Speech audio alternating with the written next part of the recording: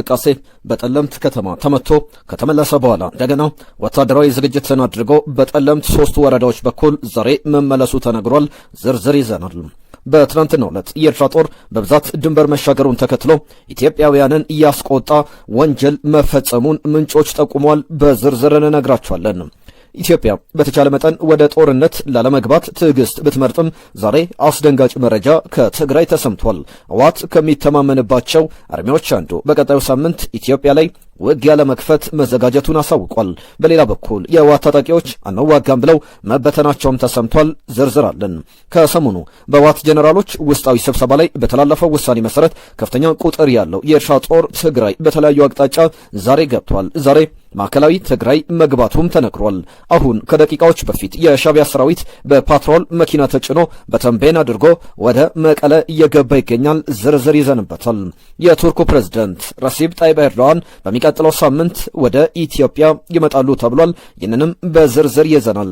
የኢትዮጵያና የኤርትራ ጦርነት ህወሓትን ከፊት አሰልፎ ሊቀጣጠል አፋፍ ላይ ደርሷል።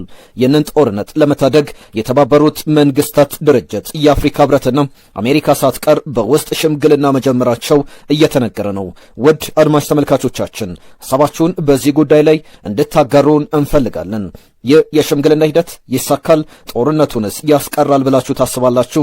ላይክ እያደረጋችሁ አብሮነታችሁን እንድታሳዩን እንጠይቃለን። አሁን በቀጥታ ወደ ዝርዝሩ እናልፋለን።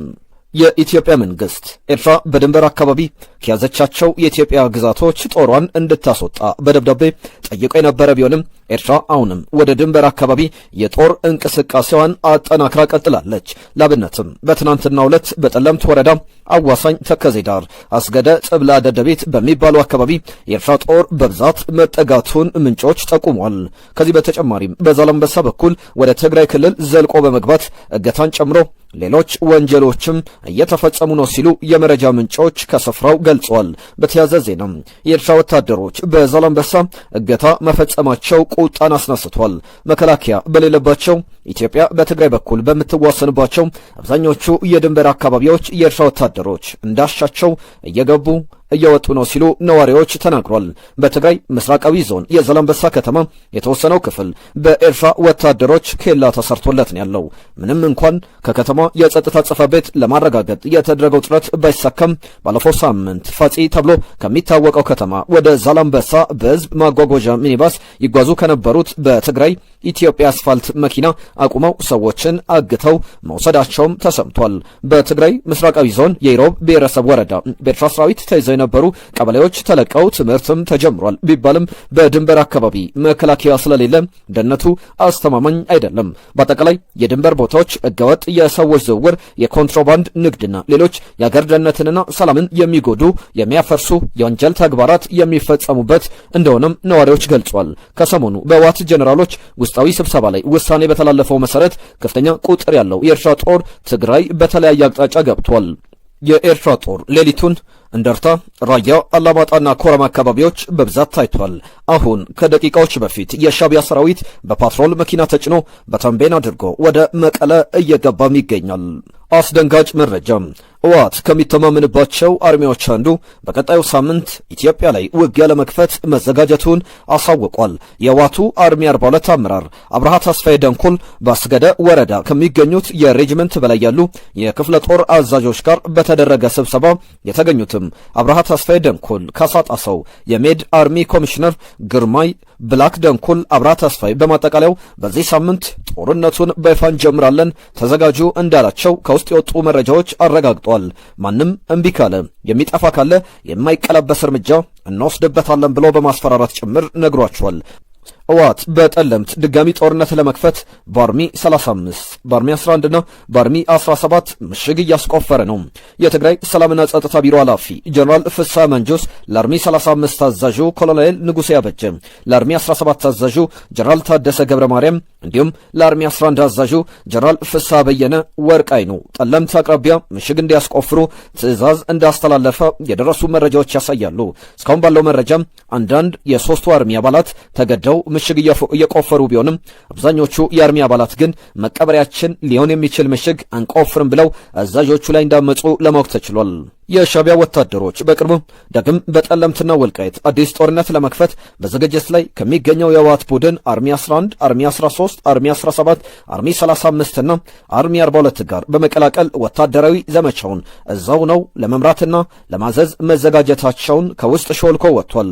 ይህንን ተከትሎ በርካታ የመከላከያ ጦር መሳሪያና ዘመናዊ ከባድ መሳሪያዎች ወደ ሰሜን ኢትዮጵያ እየተጓጓዙ ነው። ከወለጋ፣ ከቤንሻንጉል፣ ከመተከልና ከባህር ዳር ጭምር እንደዚሁ አይል እየተጓጓዘ ነው የሚገኘው። በምስራቅ ኢትዮጵያና በሰሜን ምስራቅ ኢትዮጵያ ቀጠናም ወደ አፋር እንደዚሁ በትዩ እየተጓዙ ይገኛል። ከህወሓት ጋር ያለው ውጥረትም ቀጥሏል።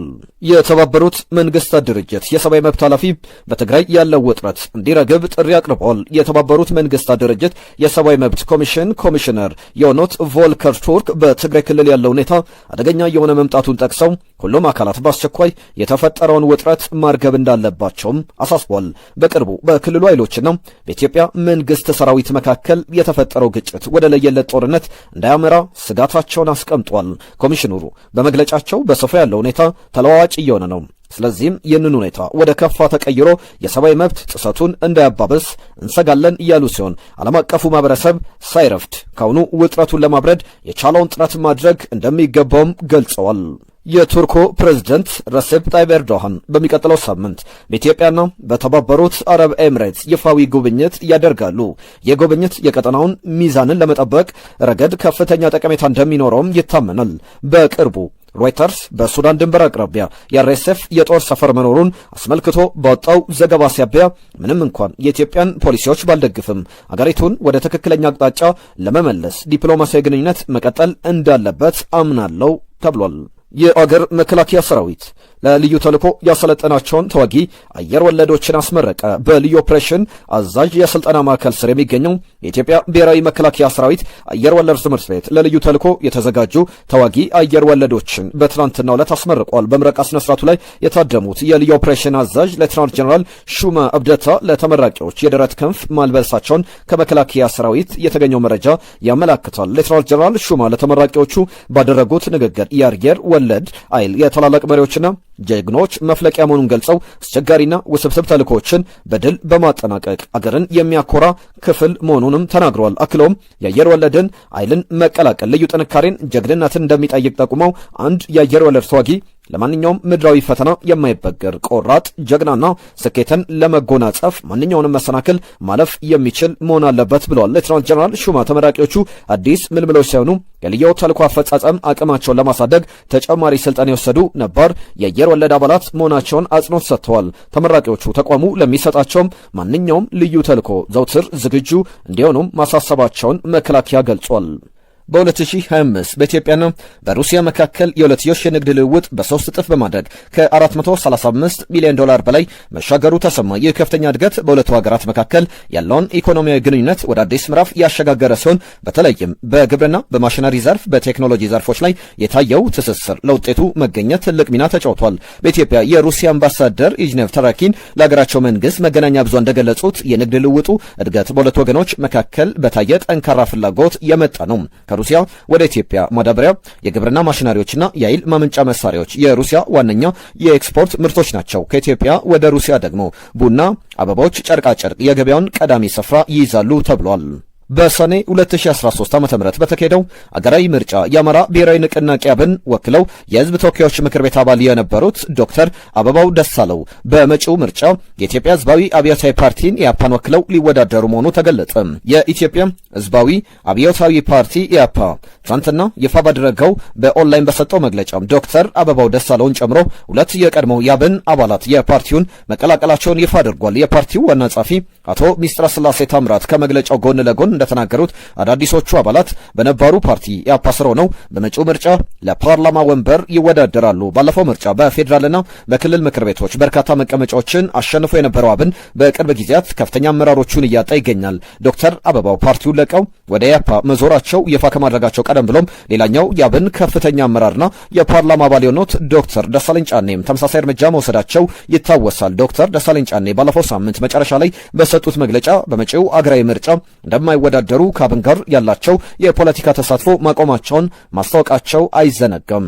የቬንዙዌላ የነዳጅ ኤክስፖርት ዳግም መከፈቱ ተከትሎ አንድ የድፍድፍ ነዳጅ ጭነት ወደ እስራኤል እየተጓጓዘ መሆኑን ብሉምበርግ የፋይናንስ ዜና ምንጭን ዘግቧል። ይህ የንግድ ልውውጥ እንደ ጎርጎሮሳውያኑ አቆጣጠር ከ2020 አጋማሽ ወዲህ ቬንዙዌላ ለምታመርታቸው ነዳጅ እስራኤል የመጀመሪያ ገዢ የምትሆንበት አጋጣሚ ነው። ይህ የነዳጅ ጭነት የተጀመረው ከወር በፊት የቬንዙዌላው ፕሬዝዳንት ኒኮላስ ማዱሮ በአሜሪካ ቁጥጥር ስር መዋላቸውን ተከትሎ በአገሪቱ ላይ ተጥሎ የነበረውን የኤክስፖርት እገዳ ዳግም እንዲከፈት በመደረጉ ነው። በቬንዙዌላ የታየው ድንገተኛ የስልጣን ለውጥ አገሪቱ ከአሜሪካና ከምዕራባውያን አጋሮቿ ጋር ያላትን የኢኮኖሚ ግንኙነት ዳግም እንድታድስ መንገድ ከፍቷል። እንደ ብሉምበርግ መረጃ ከሆነ የነዳጅ ጭነቱ በሃይፋ ለሚገኘው የባዝናን ግሩፕ የነዳጅ ማጣሪያ ፋብሪካ እንዲደርስ ታቅዷል። ይሁን እንጂ የባዝናን ግሩፕም ሆነ የእስራኤል ኃይል ሚኒስትር ስለ ጉዳዩ ለቀረበላቸው ጥያቄ አስተያየት ከመስጠት ተቆጥበዋል። ቬንዙዌላ ዓለም ላይ ካሉ ግዙፍ ነዳጅ ክምችት ካላቸው ሀገራት አንዷ ብትሆንም ባለፉት ዓመታት በፖለቲካ አለመረጋጋትና በዓለም አቀፍ ማዕቀቦች ምክንያት የኤክስፖርት አቅሟ ተዳክሞ ቆይቷል። አሁን የተጀመረው የነዳጅ ዝውውር በእስራኤልና በአዲሱ የቬንዙዌላ አስተዳደር መካከል አዲስ ዲፕሎማሲያዊና ኢኮኖሚያዊ መስመር እየተዘረጋ መሆኑን ያመላክታል። ከአፍሪካ ህብረት የመሪዎች ጉባኤ ጋር በተያዘ 20 ሺህ እንግዶች ይገባሉ ሲል የውጭ ጉዳይ ሚኒስትር አስታውቋል። የውጭ ጉዳይ ሚኒስትር የአፍሪካ ህብረት የመሪዎች ጉባኤና የስራ አስፈጻሚ ምክር ቤት መደበኛ ስብሰባ እንዲሁም የጣሊያን አፍሪካ ጉባኤ ላይ የሚሳተፉ 20 ሺህ እንግዶችን ለማስተናገድ ዝግጅቱን አድርጓል። የ39ኛው የአፍሪካ ህብረት ጉባኤና የጣሊያን አፍሪካ ጉባኤ ማብሰሪያ ስነ ስርዓትም ተካሂዷል። የማብሰሪያው ስነ ስርዓት ወቅቱ የውጭ ጉዳይ ሚኒስትር ዴኤታ ብርሃኑ ጸጋዬ እንደተናገሩት በሁለቱ ጉባኤዎች ለመሳተፍ ወደ ኢትዮጵያ የሚመጡት 20 ሺህ ተሳታፊዎች ማስተናገድ የሚያስችል ዝግጅትም ተደርጓል። በህብረቱ ጉባኤ ላይ 39 የአፍሪካ ሀገራት መሪዎች፣ የተባበሩት መንግስታት ዋና ጸሐፊ፣ ምክትል ጸሐፊን ጨምሮ የተለያዩ ሀገራት መሪዎችና ተቋማት ኃላፊዎች የሚሳተፉ ይሆናል። 39ኛው የአፍሪካ ህብረት የመሪዎች ጉባኤ የካቲት 7ና 8 2018 ዓ.ም ከዚህ ቀደም ብሎ ደግሞ 48ኛው የአፍሪካ ህብረት የስራ አስፈጻሚ ምክር ቤት የካቲት 4ና 5 ቀን 2018 ዓ.ም በአዲስ አበባ ይካሄዳሉ። የአሜሪካው ፕሬዝዳንት ዶናልድ ትራምፕና የኳታሩ አሚር ሼክ ታሚም ቢን አማድ አልታኒ በመካከለኛው ምስራቅ ያለውን ውጥረት ለማርገብ የቀጠናውን መረጋጋትን ለማምጣት በሚቻልባቸው ሁኔታዎች ላይ በስልክ መወያየታቸውን የኳታር አርሚ አሚር ቢሮ ኤርሚዲዋን ዛሬ ረቡዕ ዕለት የካቲት 4 ቀን 2018 ዓ.ም አስታውቋል። ሁለቱ መሪዎች በስልክ ንግግራቸው ወቅት ትኩረት ያደረጉት በቀጠና ያለውን ወታደራዊ ውጥረት ማርገብ በሚቻልባቸው መንገዶች፣ የቀጠናውን ደህንነትና ዘላቂ መረጋጋትን ማረጋገጥ በሚቻልባቸው ስትራቴጂዎች ላይ መሆኑም ተገልጿል። ይህ በትራምፕና በአሚር ሼክ ታሚም መካከል የተደረገው የስልክ ውይይት የተሰማው ፕሬዝዳንት ዶናልድ ትራምፕ ከእስራኤሉ ጠቅላይ ሚኒስትር ቤንያሚን ኔታንያሁ ጋር ሊያደርጉት ከታቀደው ወሳኝ ስብሰባ ጥቂት ቀደም ብሎ ነው። ጠቅላይ ሚኒስትር ኔታንያሁ ከፕሬዝዳንት ትራምፕ ጋር በሚያደርጉት ስብሰባ ከሰዓታት በፊት ባቀረብነው መረጃ ላይ አሜሪካ ከኢራን ጋር የምታደርገውን ንግግር ይበልጥ እንድታሰፋ ግፊት ያደርጋሉ ተብሎም ይገመታል። ንግግሩ ከኢራን የኒውክሌር መርሃ ግብር ባለፈ ቴህራን ያላትን የሚሳኤል አርሰናል እንዲያካትት ይጠይቃል። እንዲሁም ኢራን በመካከለኛው ምስራቅ የምታደርሰውን ሌሎች የደህንነት ስጋቶች በሚገታበት ሁኔታ ላይ ትራምፕ ጠንካራ አቋም እንዲይዙ ግፊት እንደሚያደርጉም ዘገባዎች ይጠቁማሉ። ኳታር በአሜሪካና በተለያዩ የቀጠናው አያላት መካከል እንደ ቁልፍ አስታራቂና አገናኝ የምትታወቅ አገር እንደመሆኗ ይህ ጥሪ ትራምፕ ከኔታንያሁ ጋር ከመገናኘታቸው በፊት የቀጠናውን ሚዛን ለመጠበቅ የታለመ ሳይሆን እንዳልቀረም ተነግሯል።